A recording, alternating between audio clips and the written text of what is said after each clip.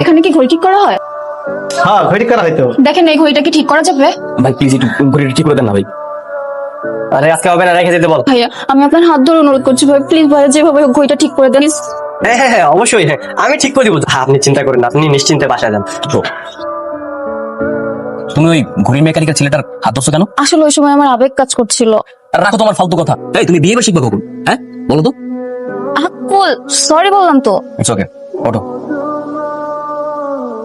আরে ঘড়িটা শিখে গেছে।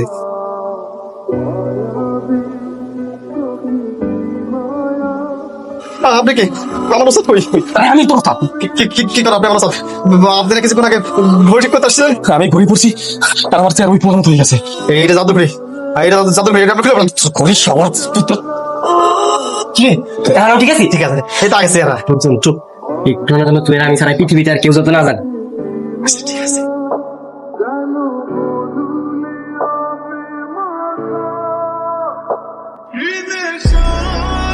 তোর মিয়া এভাবে কোথায় দাঁড়ায়? চোখে পকেটে আটেন।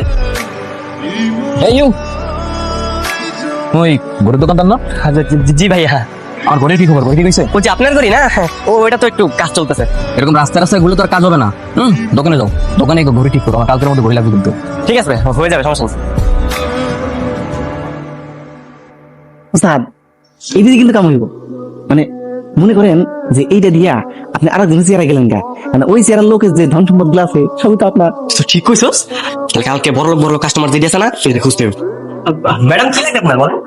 আচ্ছা আমার এই ওয়াচটা কেন যেন বন্ধ হয়ে গিয়েছে, এটা কি ঠিক করা যাবে? হ্যাঁ ম্যাডাম, কেন ঠিক করা যাবে না? অবশ্যই ঠিক করা যাবে। হ্যালো, হ্যাঁ আমি একটু বাইরে এসেছি। গহনাগুলো সব আমার আলমারিতেই আছে। হ্যাঁ টাকাগুলো সব আলমারিতে। তুই গিয়ে আম্মুকে বললেই তোকে দিয়ে দিবে সব।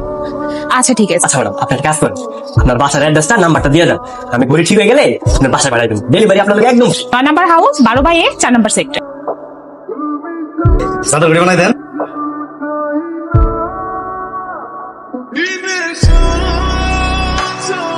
স্যার চলেন যাই। আপনি এখানে? কি রে আপু, কি হয়েছে তোর? তুই আমাকে আপনি আপনি করে বলছিস কেন? আর আমি আমার বাড়িতে থাকবো না তো কোথায় থাকবো? আরে আমি তো মজা করছিলাম তোর সাথে। আসেন আপনি ভিতরে আসেন।